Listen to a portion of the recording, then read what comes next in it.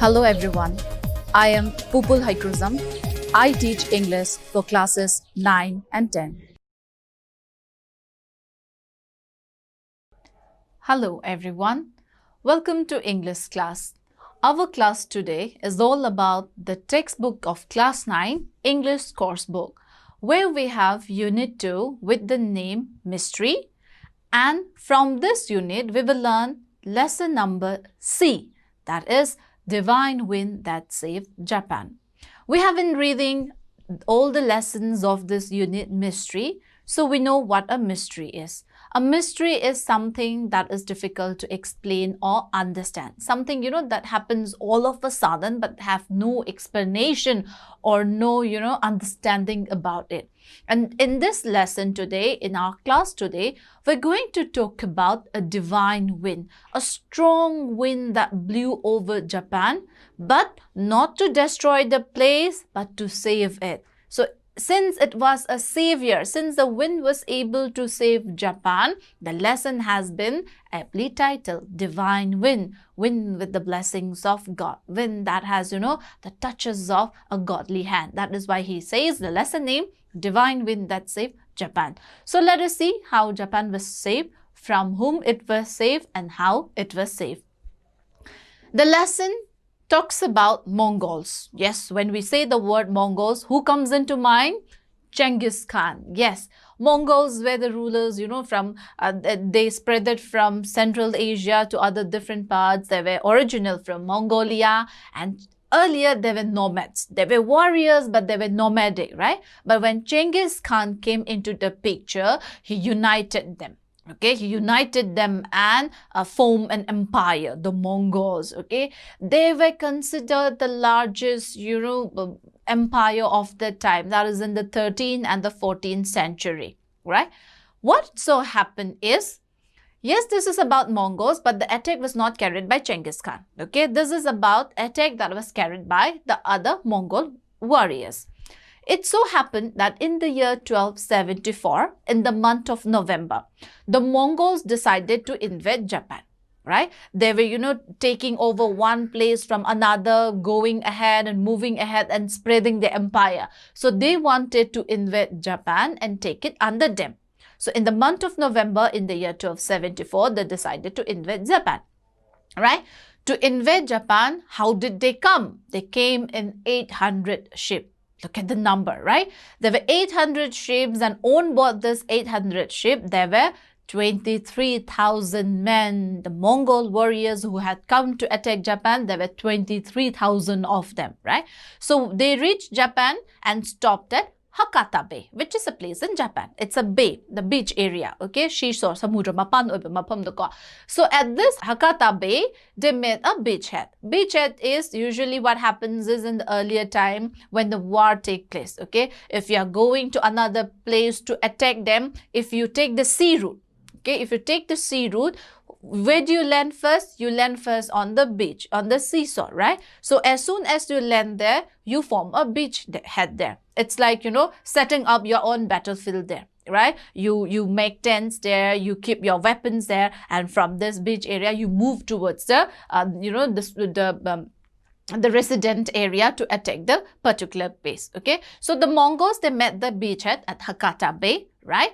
The number of the soldiers, the weapons, the size of the fleet, Japan was sure to be defeated. There was no way that, Japan could escape the invasion of the Mongols, right? So in November 1274, in this year, the Battle of Brunei started, right?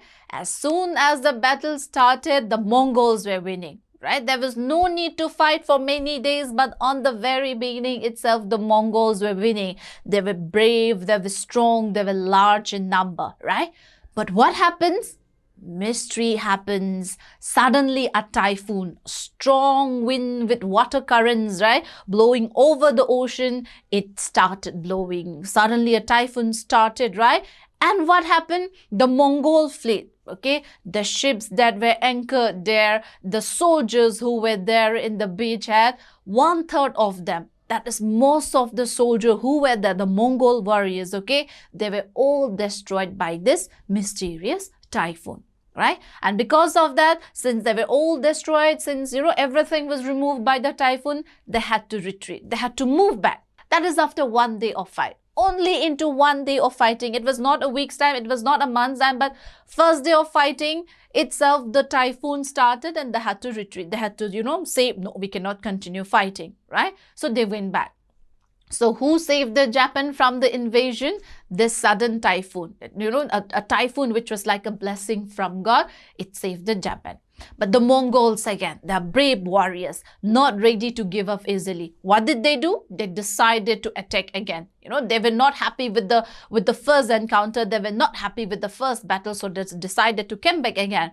So in the year 1281, that is 7 years later, they invaded again. Okay, they came back again. This time, Mongol Emperor Kublai Khan, he was leading the warriors, he was leading the Mongol soldiers, okay? So, Mongol Emperor Kublai Khan, he comes to invade Japan. This time, look at the number of ships he has brought along with him. 4,000 ships. 800 was, it was enough for Japan, but because of the typhoon, it was wiped away. So Kublai Khan decided that even if the typhoon comes, if we have 4,000 ships, the typhoon will not be able to do anything. So they came back with 4,000 ships. And how many Mongol warriors? 140,000 Mongol soldiers. Look at the number, right? This is sure defeat for Japan, okay? And the way they attack, not only the size, not only the number, but the way, the planning they had with them, the Mongol warriors, what did they do? They decided to attack from two sides, okay? First time it was only at Hakata Bay, okay? So they had to retreat, but this time they decided, if we attack from two sides, if one has to retreat, at least we will be, left with the other side, okay? So they decided to attack from two sides, one from the China side, another from the Korea side. So Mongol warriors under Kublai Khan, they attacked and invaded Japan, right? And this time, last time they came in November. So they thought, the Mongols, they thought that, okay, November when we invaded Japan, the typhoon came. So let us change the timing. Let us change the timing of the year. If we change the timing of the year, maybe this season, the weather will be better. So, okay. So they decided to invade this time in the month of August. So in the middle of August, they came, right? But what happened, even if it was not November, even if the attack was from two sides, another typhoon. And this typhoon which came for the second time, it was a typhoon never seen in Japan, right? It was a kind of typhoon that would appear once in 100 years. A strong typhoon with big currents and water waves with them, blowing over Japan. What happens then? Mongols wiped out again, right? Destroyed, their ships destroyed, the soldiers destroyed, and again they had to retreat, they had to give up, right? So what happens after that? 2 attempts met by the Mongol, twice defeated by divine wind. So the Mongols, they decided, enough with this, we shall never invade Japan again, right? So they decided never to invade Japan again. Japan was left free. Okay, Japan had, was able to celebrate, so to say, because they never had to fight a battle. All thanks to the divine wind, which is mysterious. How did it start? How could just a typhoon start? It was August, it was November, right? And another thing, there's this line in the lesson, very simple sentence, that adds to the mystery, right? That is, what does the lesson say? Typhoon usually did not strike Hakata Bay. Hakata Bay of Japan is one such place where typhoon hardly happens. Then how come when Mongols were invading them, how come that there was a typhoon? That is the mystery. That is why this lesson has been placed under Unit 2, Mystery. And we have just completed our lesson on divine wind that saved Japan. How was Japan saved? By the divine wind.